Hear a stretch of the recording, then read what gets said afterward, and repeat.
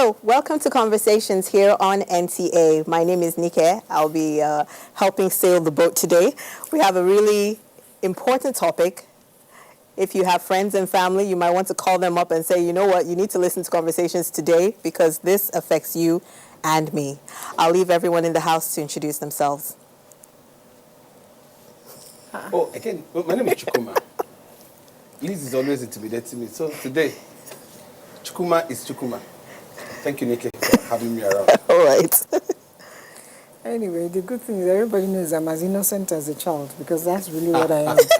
But he already told you my name, and he's always trying to wear my shoes. No problem.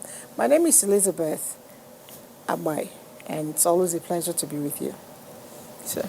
My name is Dr. Nasiruladan Muhammad Argungu, Director General, National Director of Employment, NDE. Now, that's exactly what we're talking about today in the conversation room, unemployment in Nigeria. We all have someone out there that needs a job, is looking for a job, is looking for some form of stream of income to help better themselves and their family. We'll take a quick break and then we'll start talking about unemployment in Nigeria right after that. This is Conversations. Stay with us.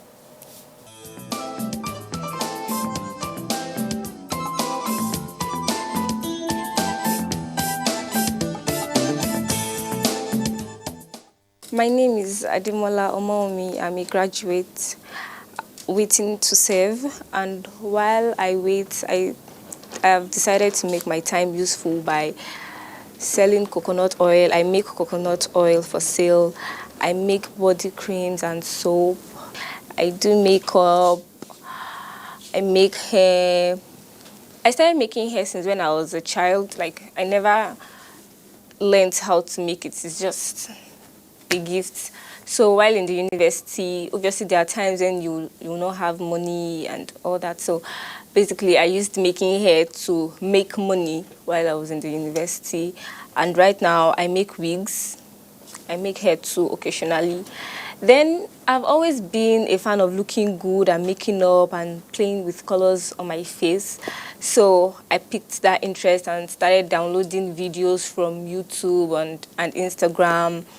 Then in school, I always made my friends and my roommates up till I actually could do it well.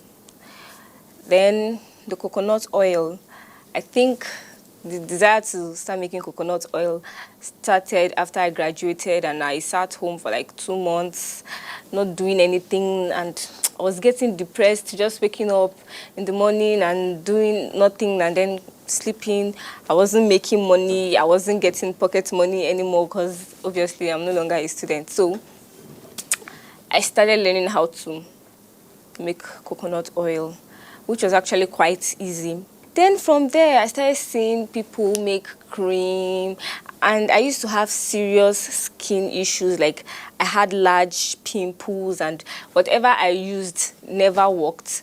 So I started researching, going on YouTube, Google, and all that. And I'm on Instagram, and I see people looking fresh and everything on Instagram, and I was like, why can't I look this way? So that's why I picked the interest. So when I made my first batch of coconut oil, cream, and soap, I used them, and my family members tested them because I wouldn't want to make something and then take it out and people will be giving me bad reports and all. I bought my first batch of coconuts, 3,000 naira. And after I made and sold them, I made 9,000 naira from just the 3,000 naira coconut. And after that, I bought the next batch I bought half bag of coconuts, and the sales improved. If you want to expand your business, if you want it to be something you would be proud of, I don't think you should start spending your profits immediately. I think you should pour it back to the business and you keep doing that until it becomes very large and you know, okay, even if I take this amount of money from my business, I won't suffer loss. We are all young and we all want to have fun, party, club, hang out with friends and all. But all these things are not free. You actually need money for them. And I don't think it will make a lot of sense for you to walk up to your parents and say, Daddy, give me 5,000 naira. I want to go to a party and I need to pay my gate fee. Or Mommy, give me this amount of money. I want to do this. So you actually have to work to enjoy your life, and this is actually the best time to do everything you want to do because you're energetic, you're free, you can do everything you want to do, and everybody wants to look good, everybody wants to appear like a big girl, or a big boy. So if you actually want to do that, you need cash, and the money is not going to just walk up to you. So I think it's better to learn something for the meantime before you get a white-collar job. And even if you have a white-collar job, it's actually always good to have something at the side. You need multiple streams of income to live the type of life you want to live.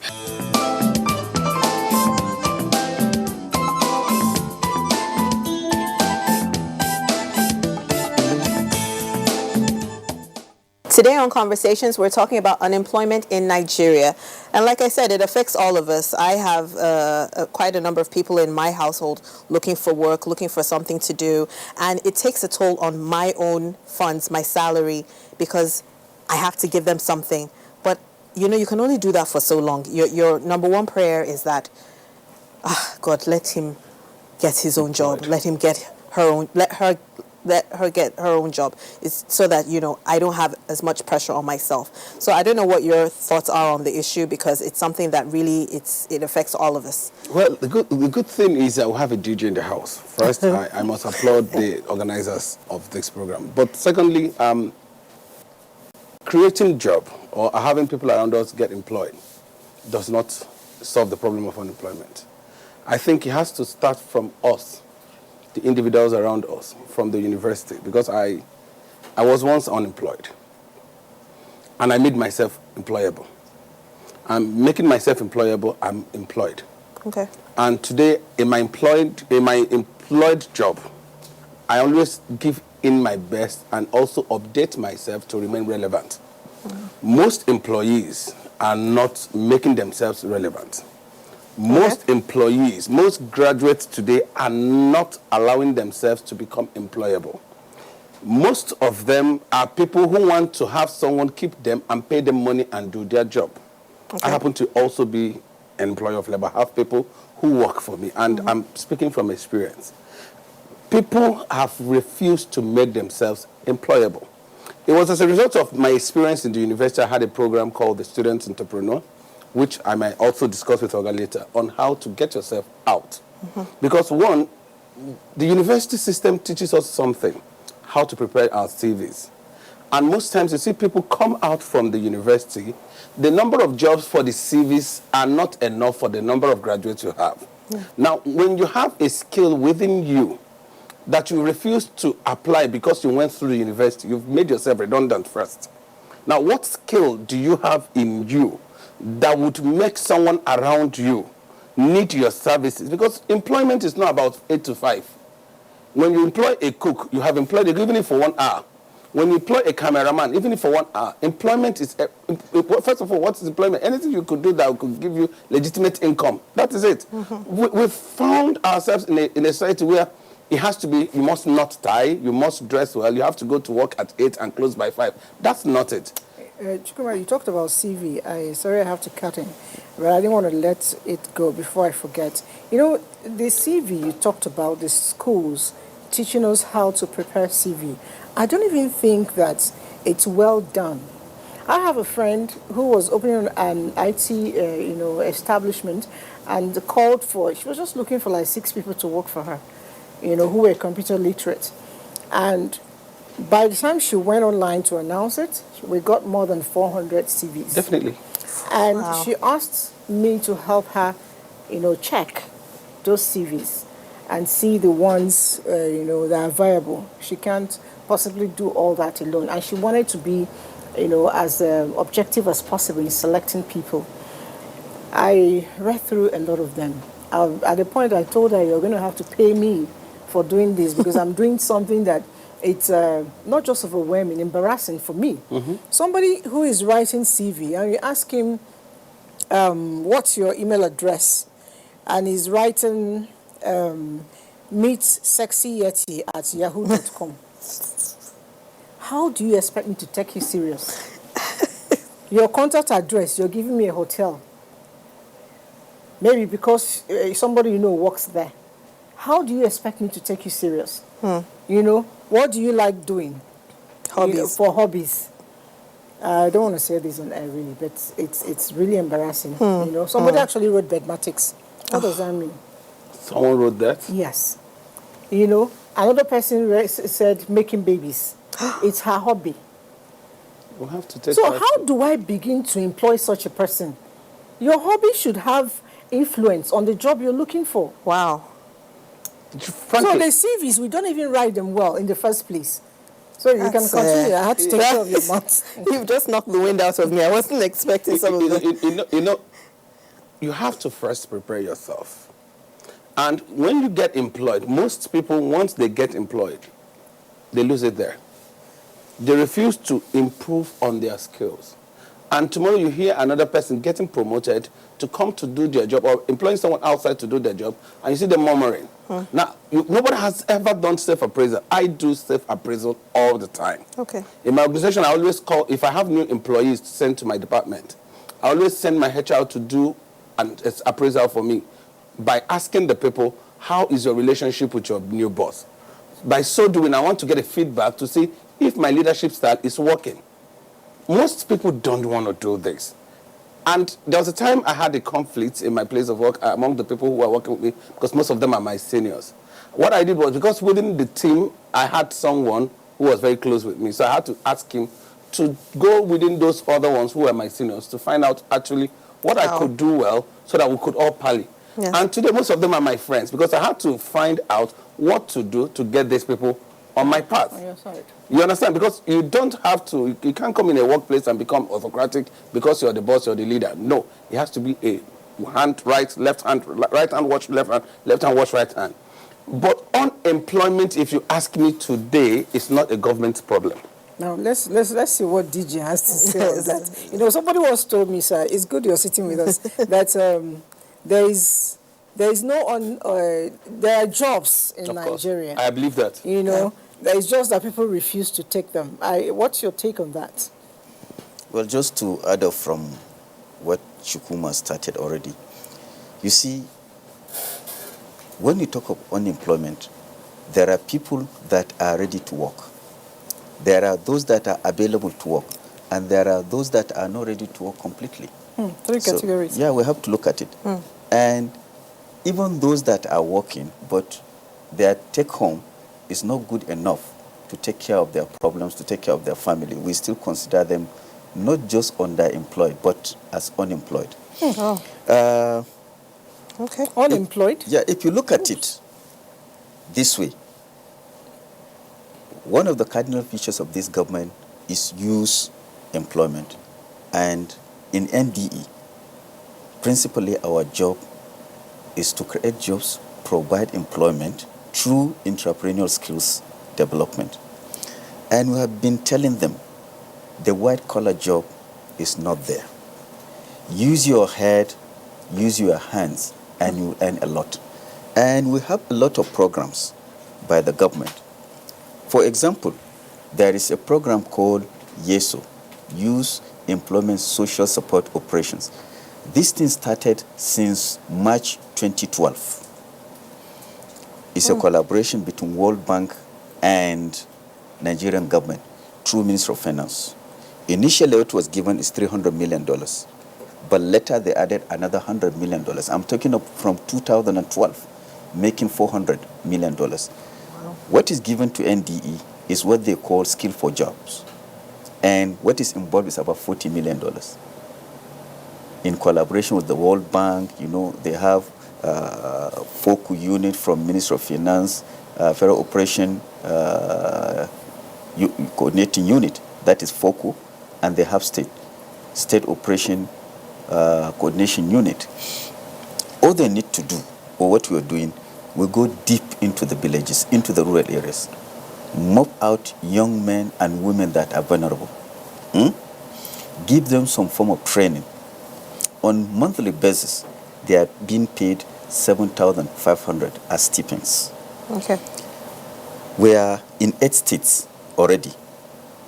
But I tell you, by the time we mop out maybe 2,000 per state, by the time World Bank send their consultants to go on a spot assessment, you'll be shocked. Sometimes out of the 2,000 that was given to us, maybe only 400 or 500. People. Yeah, and the criteria is so low, just 9 years. That is from your primary up to secondary. And when we realize that qualification is a problem, we make it open because we have theoretical and practical aspect of it. Okay. If you fail the theory, you may be lucky to pass The the practicals. But I'm telling you, they are kept in a place, given 3 square meal with boarding facilities. But I'm telling you, a lot of them will tell you that, look, we are not interested in any training. Just give us the money. Just give us the money. So there are a lot of things that are put in place. You know, I'm not saying that Nigerian youth are lazy, but a lot of them are only interested in white-collar job, which is not there. Even in NDE, we have a program called GAP, Graduate Attachment Program. We used to tell them that, look, the white-collar job is not there. Tell us what you want to do. We'll attach you to any institution.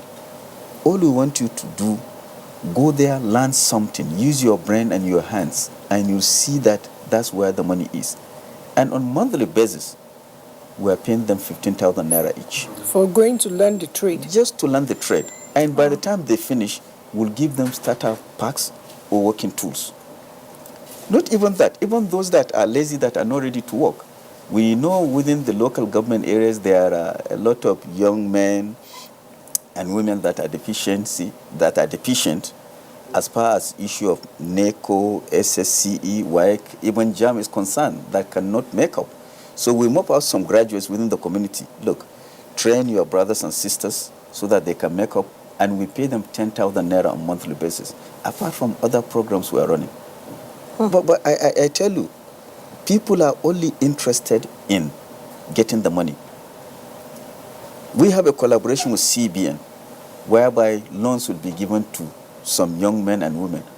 I'm telling you, it's 5,000 per state. As I'm talking to you, most of the states, they have even overshoot the 5,000 target because people believe they are going to be given money and it's like free money.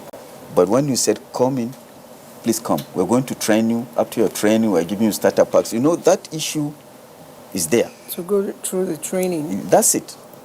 And to go through the training, all we need to do, we don't move anybody. We are using artisans, master crafters as much as possible. Whatever you want to learn, being it GSM repairs, interlock, blocks molding, furniture work, and auto electrician, auto mechanic. Plumbing? Within your locality, we'll look for somebody that is good in that. We attach you to him. Very close to where you are, so you don't even need Yes. to spend extra. Transportation. Yeah, we give you logbook, ID card, attendant register. And at the end of every month, we'll give you stipends. The only thing is that you must attend your place of learning at least 20 times in a month to qualify you. And this money is coming directly from GIVMIS, government account. You'll just see the alert in your account. But if you look at the level of participation, it's like people are just interested in just give us Maybe the they money. don't really know much about this. I mean, I'm just hearing this for the first time. I want to learn something. By the way, I want to learn a lot of things. When I finish, I have to register, learn probably how to do hair and cakes and all that, and get my 15,000 naira pay at the end of the month. I think it's coming on a platter of gold. Maybe they really don't know much about it, and now you're saying it, youths will be willing to, partake of this. But you mentioned something about the white-collar job not being there. I don't know. Somehow, I seem not to agree completely, even though I believe in entrepreneurship. Because the jobs have always been there. There's something I always do. Every year, I check the number of people who are retiring in different establishments. And sometimes the same establishment don't get to employ for another 2, 3, 4, 5, 10 years. Yes. Meanwhile, on a yearly basis, 10 people, 20 are retiring. So that means there are vacancies. But I think that a lot of times from the private sector that I've actually spoken with, they are scared of employing people because lots of interviews, you find out that somebody who read English will not tell you what you want to hear. But I read English. Oh. You did? I studied English. Somebody will tell you that he studied English, and you come in and, okay, somebody told me she studied geography, and I said, what is GMT? She didn't know what GMT meant. I thought it was the cheapest thing you should Yes, be able of course. to do. I didn't do it, but I know what it means. Yes. So you study English. So you walk into my office as a core member, and then I ask you, where have you been? He said, sorry, ma, I came in. Well, You know? if you look at it, look at the total number of graduates that graduates every year, those that pass Yeah. through NYSC, Yeah. they Yes. run into hundreds of thousands. I agree. Yes. And I'm telling you, most of this replacement, let me tell you one secret. Sometimes to accommodate people, if somebody retired as a director, there is what you call scale down, because his salary can create a job of about 5 grade level 8, 9, Yes, or that's true. even 8. Despite that, it is not easy because the number of universities we have, the number of colleges of education, the number of polytechnics we have, and the total number of young men and women that graduated from them is enormous. Government alone cannot do it. And I'm telling you, the private sector, even on their own part, is not that easy. At all. Because even Several payment the of salaries and there are problems here, left, right, and center. And that's the reason why, in our own case, we concentrate more on agricultural sector because that's where you can create jobs as much as possible because of the value chain and ICT. These are areas whereby you can create as much jobs as possible. If there is the will, There's always a way. yes. I agree with what Sir, the DG had said. You see, most advanced countries, all the government does is give them a system, a policy, or not a policy that would make the entrepreneurship in the country thrive. Now, where you have entrepreneurship and where people are allowed to come in, participate, and do, there are other things you could see that may be lacking. Now, we've talked about whether there is white-collar job or not. Have we also asked ourselves about we did mention sometime about the lifestyle of people who want to do this work. Yeah. The people you want to employ, how are they willing to start small? Liz, I always share this story because it happened to me. Okay. 2008, during the banking wahala, I was working as a regional manager in a particular financial institution, and it was swallowed up by the wahala. And I didn't have a job. And we just had a new baby. The baby doesn't know there is no money. And we have to eat. And the stock market crashed, and I lost a lot. And what I did was, I spoke to a couple of friends of mine because there was no job. One of my friends who was a manager in another bank told me he had a proposal, business proposal with one bakery in Enugu then. I was living in Owerri. And he thought I should handle it. And what was it? The bread company they were producing in Enugu, but they were not having presence in Imo, Owerri. Okay. So all I did was, what do I do to get money? So I converted that opportunity to business. The first thing I did was, how much was I earning and how many loaves of bread would I sell to earn what I used to earn before? Because I was working for people. I was going to work for myself. So I did my analysis. The first thing I did was I removed my cap as a regional manager. Pride is what deprives a whole lot of people. I agree with you. I removed my cap as a regional manager. And become Jumoke. And I wore bread uniform. He became Jumoke. Yes, the first thing I tell you when I meet you is, I'm sure my friends are watching. And I'm sure they will attest to this. The first thing I tell you is, my name is Chooks, I sell bread. I moved out, my wife supported, we'll load our cars with the bread and we'll stand on the streets Wow. to sell this bread. Wow. And the most important thing was I had my target. I knew that in where I was working, I was doing marketing. So I brought my marketing skills into this personal business. I drew my charts. I knew places to go. Now, I had some people, because I defined it that in every place where there is a crowd, people must eat bread. So the crowded areas became my locations. And I tell you, within 3 months, I was able to buy a bus because I was earning like 270. I was making 270, 300,000 from bread sales at the end of the month. And I was able to save some money to buy a bus. I employed a driver and a sales girl who were going out now to do the bread sale while I was in the house doing the strategy. Okay. So all I needed to do was anywhere they have the union, I'll go to the union and I'll speak to the union. And because my salespeople can't go to the union. But when the union see me, I'll come with my car. They'll listen to me. I speak good English. So I'll talk like Oga and they'll allow me to register. Okay. So we were present at every place they were selling bread in Imo State. Wow. And our sales were improving.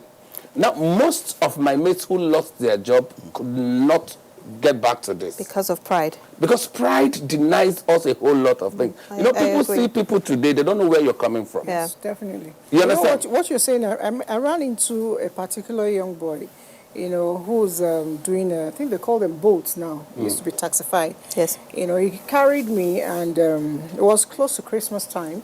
So I asked him, I like to chat with my, cab drivers. So I asked, he said he's from the East. I said, I hope you're going home for Christmas.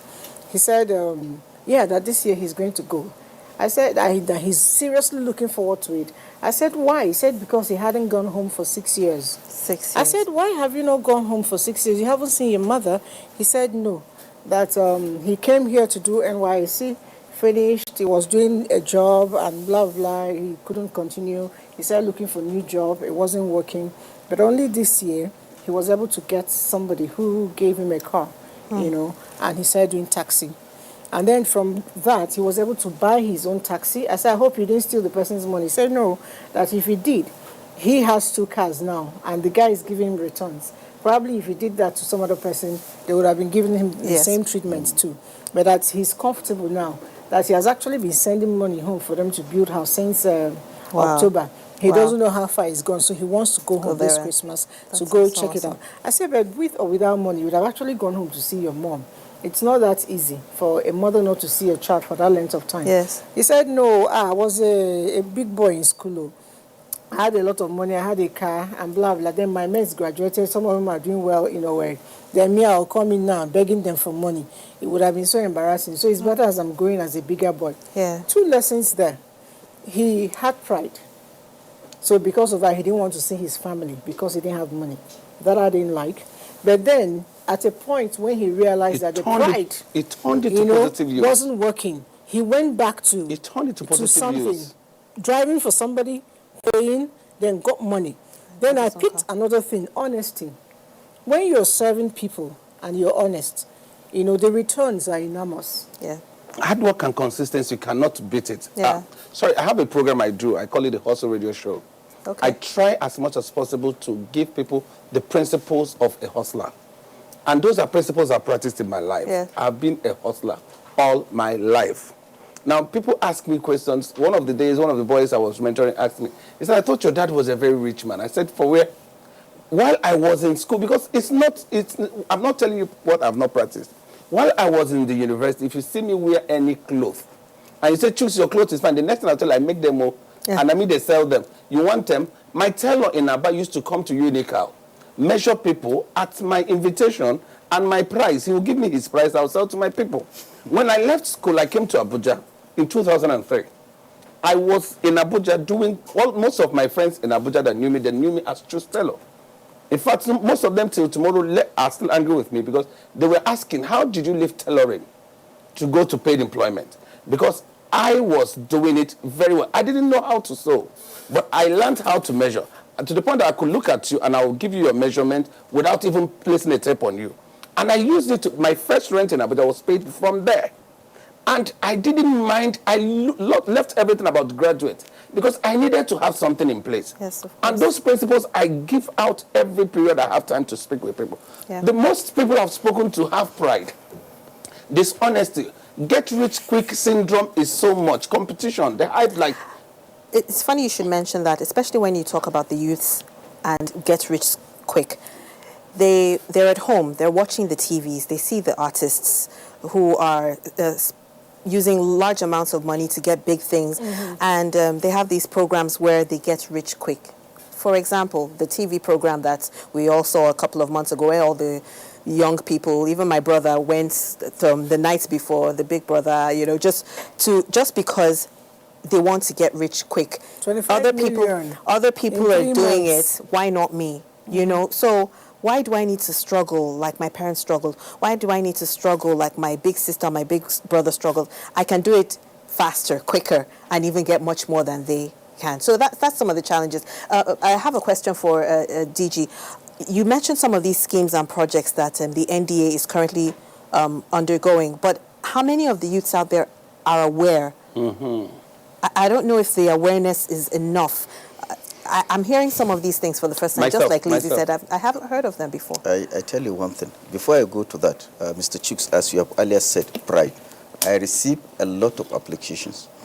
But somebody applying for a job, white-collar job, he will specifically tell you that, look, I'm interested in CBN, NNPC, NESRAL,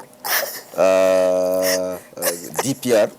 All the high yeah, frequency this printing and minting. Say, Pencom. yeah, I thought you don't have Amcon and the rest of them. I thought you don't. Say, no, even if I want to work, at least I need to work in a place that I'm comfortable, and at least I know once in a year I will travel outside for a seminar or a program. That kind of thing. Okay. Then back to the question you asked. You see, NDE, we have 6 zonal offices in all the geopolitical zones. Okay, sir. We have 37 state offices, including FCT. Okay. Out of the 774 local governments, we have DEX offices in 691 of them. We have, before it was 74, but now it is 101 skills training centers. We have 2 giant agri parks. Even some of us that are old enough in the late 80s and early 90s, the issue of mobile workshop school on wheels, initially none of them is working, but as I'm talking to you now, we have 26 of them on ground that are working. You see, the issue is this. I've been saying it several times. Before, honestly, if not because of God's intervention, NDE could have ended just like other parastatals like DPRI and the rest of them, because things are being bastardized, and that's the reason why people lost interest. But when we came in, within 2 years, we were able to do a lot. I tell you one thing, 2014, 2015, the same amount of money that is given for training young men and women, payment of their stipends, and also payment of the trainees and trainer stipends. Okay. The same amount that is being given to NDE since 2004, the same amount of money on monthly basis. When this government came, because of the importance of that money, it is not even coming through IPPIs. It is coming directly from pygmies, GIPMIs. Okay. Once the salary drops, it drops. But you can imagine from 2014, 2015, only about 4,082 young men and women were trained. But when we came in, within 2 years, we were able to train about 861,254. You can see the margin.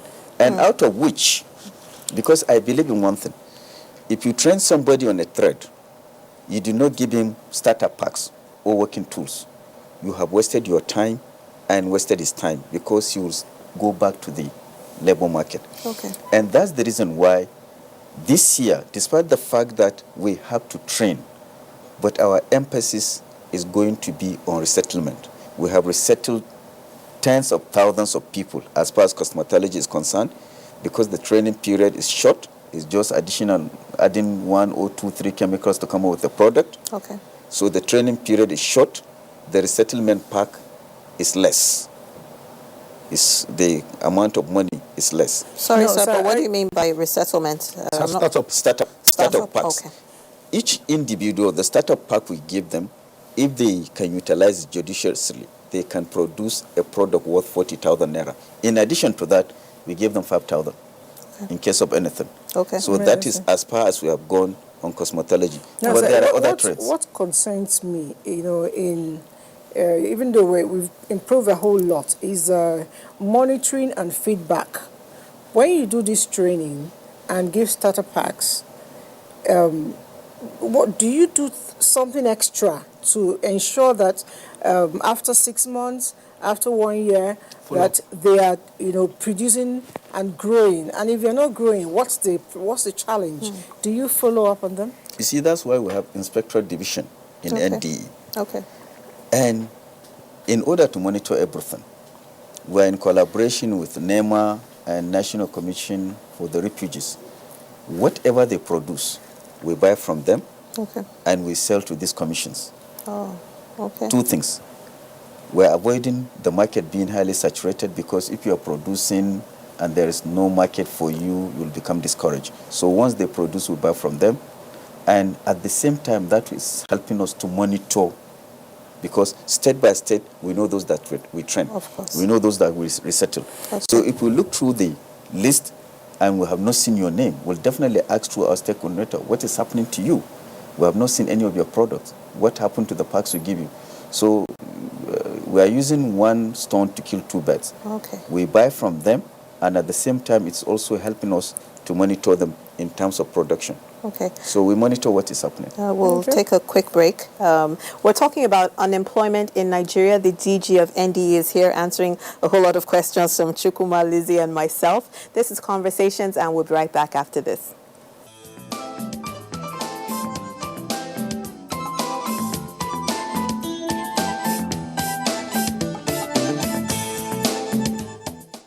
Lina Agbai is a graduate of sociology from the University of Abuja.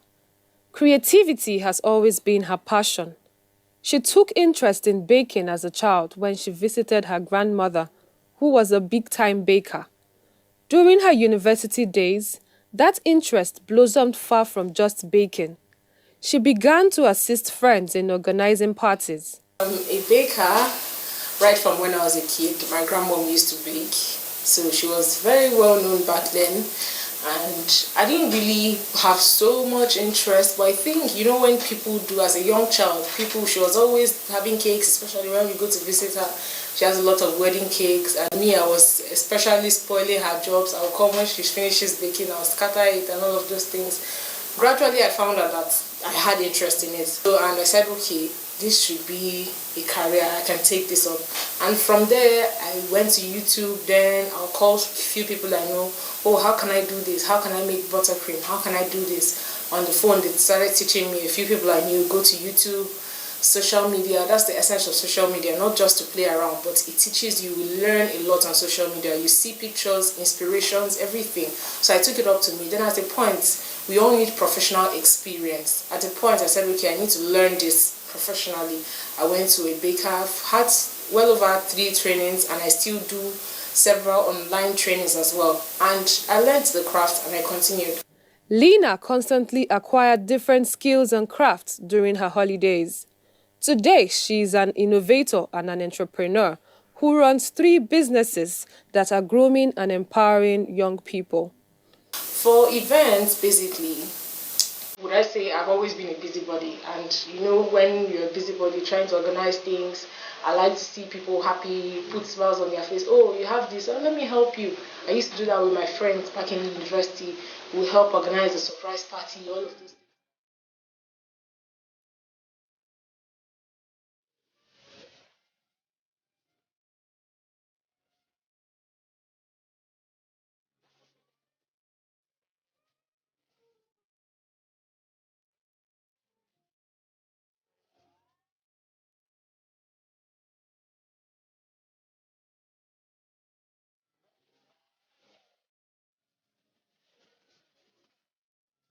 All of those things, talk to people. So I'm like, okay, yes, I can do this. At least cake and events, they go together. So I can also do this as a craft. And I went to an event school, and I trained for a certain period of time, and I came out, and well, here I am. Though she has a degree in sociology, but not waiting for a white-collar job, as she is gainfully employed and providing employment for others. That's the thing about entrepreneurship. There's always, it creates job, it creates opportunity. Entrepreneurship, most of the businesses is not a one-man business. You have to involve other people, and in involving other people, you create employment for them. I'll give you instances in the 3 businesses I run. As a cake person, I have people that they come, let's assume I have 3 staff. One person does the baking, one person does buttercream decoration, the other person does fondant decoration. They are there, I pay them monthly. When I have bigger jobs, I involve other people and call. There's even someone that does the dishes and everything. So I have created employment for them. I pay them monthly, and they have families. So they have their source of livelihood from this business. So to every young person, never stop striving. Always remember that there's dignity in labor. Your weakness, baby.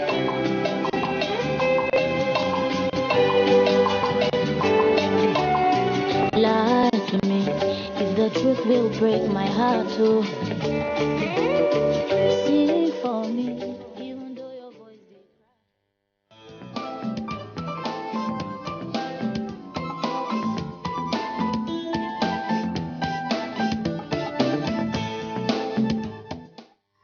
It's Conversations here on NTA. We're talking about unemployment in Nigeria, and we're so lucky to have the DG of NDE here in the house with us. Now, Lizzie, you made a very important contribution while we're off air about vacation jobs and how, you've always insisted that your children teach at some point. Yes. And I think I'm going to use that on the twins at some point. Yeah, you should, really. It works for me, and it can actually work for, because I believe that children, it was voluntary. They were not being paid. But I also found out something. A lot of the places where they worked, by the time they are done, maybe due to what they were able to put in, they were given some package to go back with. Okay. I met, for one, when you leave secondary school, you must teach. But I know that they cannot go to teach in the university or whatever. So they put them in the kindergarten. They used to have this thing they call window auntie, those that help them do one thing or the other. You start from there, the classmate, and then you begin to teach 1 or 2 things. It's learning the discipline of a working environment, as much as keeping them busy. Then while they are in secondary school, for me, every long vac, you go on a holiday for a while, but we'll break it into 2. When you come back, you're going to work somewhere, either in a salon as a hairdresser, or in a catering service place, or in a tailoring place, whatever. It could just be a friend. Go and help out, hem the stitches, do one thing or the other, and learn. By the time they get done with secondary school, they're already showing interest in something. So as much as they are reading one professional course or the other, first one is out, but she owns her own business. Even before she left the university, she already had her business registered. As of today, she even employs people, to work for her, And the other ones subsequently all have one skill or the other. They work for people free of charge, But our culture here, we believe that holidays are meant for your kids to stay indoors, do family bonding. But because I know you're not going to pay that child, I also need to have them around. So if it's a 8 to 4 job, I'll beg you to let her go by 2, because she's probably going to come home to cook for me or do one thing or the other. They have to learn to be a woman in the house while also acquire that work skills. And then, of course, Saturdays and Sundays, if it's where they work, like, let me just give thumbs up to Pastor Victor. Pastor Victor Wellina, did a lot of Atachi time without number, I had to plead with him, but when she finished the first time, he was now asking me, when is she on holiday again to come? And then there was not supposed to be payments, but at the point he started paying her 25,000. So I must say thank you for that. And I think every parent should actually encourage their children. Yeah. By the time they leave, even if they don't work with it, if your child knows how to make hair, you can imagine she can actually begin to make her children's hair. She doesn't need to go to the salon. With all these ones, they are selling people's hair in the salon anyway. If she can sew a bit of things. I used to sew a lot of my children's clothes, but now I'm not sure I can do it. Well, I did in one of my seminars in one of the universities. I had interaction when I was doing my student entrepreneur. I took it to one of the universities in the Southeast, and I had an opportunity for the undergraduates to speak with me. And I had a fourth-year law student who told me that he had never wanted to be a lawyer. Oh, wow. I asked him why. He said his parents forced him into that. He had wanted to be a shoemaker. He told me he can make good shoes. And saw another one who is an accountant said he's a carpenter. He loves to do carpentry job. I have another one that said he can paint. Now, opportunities like this are being killed at homes. Now, when you kill the passion in a child or even a youth, you make that youth not to be very proud of what that youth could have been able to come out. Now, these guys told me, this is what they can do. But because they are being forced into something, they have to read, they have to pass. Because we believe that you have to have your degree before you become something. I don't believe so much in that. I quite agree that education is good. How many of us, we had once discussed, how many of us do what we studied in school? Now, in my home, one of the things I've tried to do is to see that you have something to do. My son, I asked him one day to go to his mom's shop. And when he came out, I told him to do application on what he has to do. He did an application. I kept it in the house till tomorrow. I said when he goes up, I'll show him.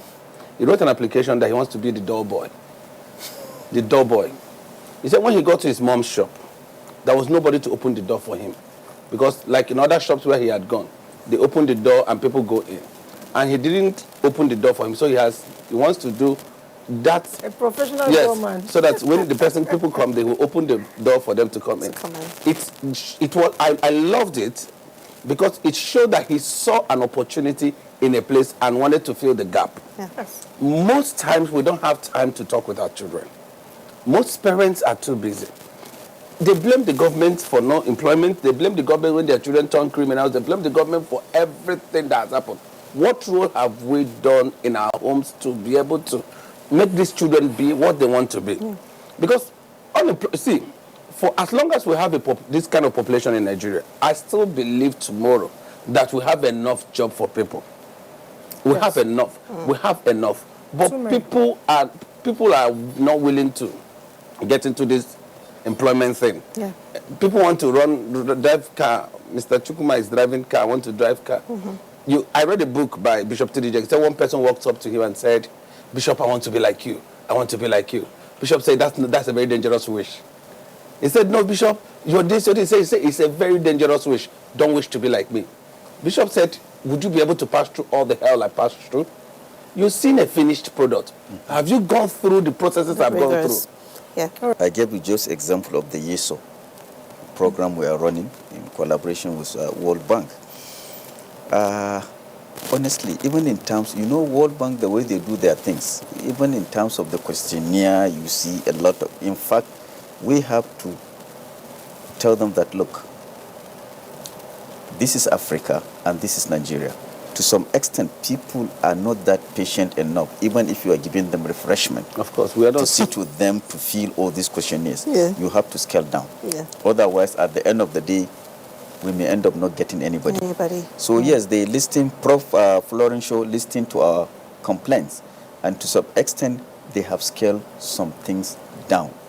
And as I'm talking to you yesterday, we had a meeting with them, and with the stand we have taken, I believe a lot of people will be involved because we are the one losing. This thing is supposed to be in all the 36 states, 37 including FCT. But I'm talking to you something that have been started since 2012. Only 8 states are involved. And I don't know, because mainly they are just being involved as partners, because most of the money, even for the trainers and the trainees, are coming from the World Bank itself. The last one they did, they involved a lot of consultants. But this time I said, look, why do we need consultants? They have a standard. For these young men and women to be trained, there must be a boarding facility. There must be a very nice clinic. And this is something that we can get in most of our tertiary institutions. Yes. And that's the reason why we're involving them now. They are the ones doing the training. They are the ones accommodating them. They are the ones feeding them. And to some extent, the level of participation is small, but still, there are some, after they were mocked out, when they come, they say, look, I'm not interested in going through this. Just give me the money. Most people get into it because of money. Yeah, that's it. Most people so, get into it but because of I money. believe maybe with time, people begin to understand what is happening. I remember the last time I attended a meeting with the statistician of the Federation. He made mention that there are about 30 million small-scale enterprises in Nigeria. So if each one of them can create just one job, issue of unemployment is solved in this country. But as I said, there are people that are available to work, and there are people that are not ready to work. Yes. By the time you call a graduate and tell him that, look, come and do this thing, that pride is there. As a graduate, you are expecting me to do this. In Sokoto, there was one lady where we used to play fives. A copper, I think she's from either Delta State also. She used to bring granules to us. We buy. And I asked her, I said, look, I think if you can improve in this, I believe you can make money. My colleagues were saying, no, her groundnut is different. She only added extra things, maybe small salt and whatever it is. The last time I went to Sokoto, she has started packaging it, not just even in the bottle. And I told her, when are you traveling? She said, travel to where? If I go, who's going to take care of my business? I'm making money on daily basis. People are calling me to bring it to them in the office and whatever it is. So the issue is this. Despite the fact that some of them are given training, entrepreneurial skills training on various trades, even at the NYC camp, some of them are serious and some are making money out of it. But some of them, the pride is there. You felt you have a degree, is downgrading on you, somebody to, that kind of thing. You see why I started with the fact that we go to the university to go learn how to prepare CVs. A lot of them will give you their CV. I just spoke with one person recently, and the person said, the person is not working. I said, where will you want to work? He said, any job that pays me anything like 200K. I just fainted now because first performance. Like, where would you have job that will pay 200K without somebody without experience? Yeah. Is there any job that gives me like 200K I can manage? Okay. So if I have job of 50K, you look for other people that will be willing. I still insist. Kineke is about to shut us off. I still insist. Whatever is what, we should all learn to do apprenticeship. It's important. It's beautiful. For It's everything beautiful. you want to do, from primary school, parents, release your children to go and do apprenticeship. Which is what I was going to say. I was going to ask the DG, as a mentor yourself, we have a lot of youths that watch conversations. If you could tell them something that will encourage them, because some of them are home watching and saying, I've tried everything, or I'm discouraged. I did this course, even though my heart really wasn't in there. As a mentor yourself, sir, if you could just tell them something that will encourage them before we close. No, it's simple.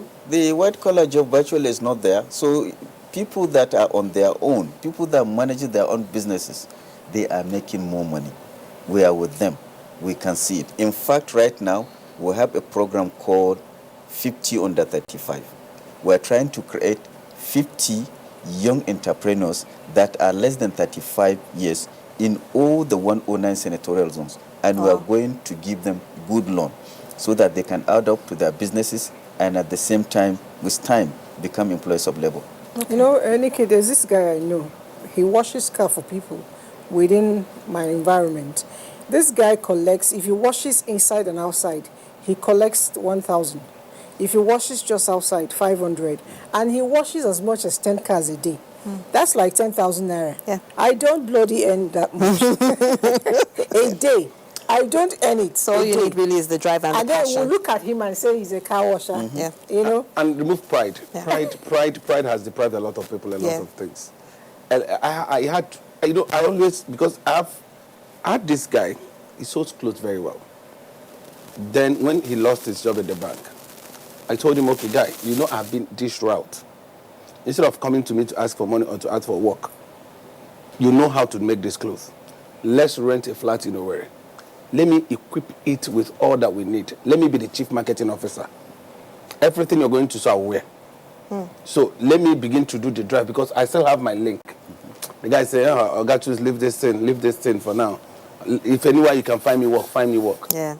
I was like, looking at this guy. You have a talent. All you need to do is bring in your marketing skill. in the bank into your business. You sew very well. Why don't you? So that just leave it. And That's like it. that. Yeah. Now, sir, if somebody wants to register in your program Yeah. as a youth, how would they, get connected or linked up? Go to any of our offices in the states or even our desk office in the local government. Thank you. Thank you very much, sir. I think our final words was that no matter what, there's dignity in labor. Just do good work. Don't follow the people that do the bad work, and do good work. And I'm sure, much good will come out of it. We've come to the end of conversations here on NTA. Thank you so much to you, sir, for joining us and giving us a lot of insight on employment in Nigeria. We'd like to hear from you. What are your thoughts? Our social media handles are available on this screen. So on behalf of our DG, Lizzie, Shukuma, and myself, goodbye, and see you again soon.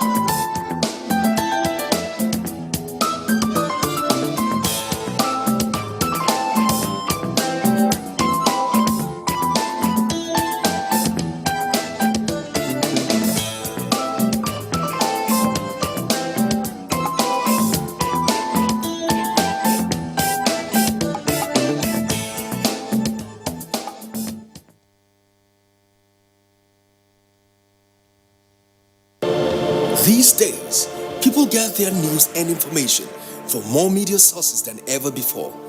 Some of the news and information given are fake, unverified, doctored, and manufactured to create confusion, stir disaffection, and cause disunity.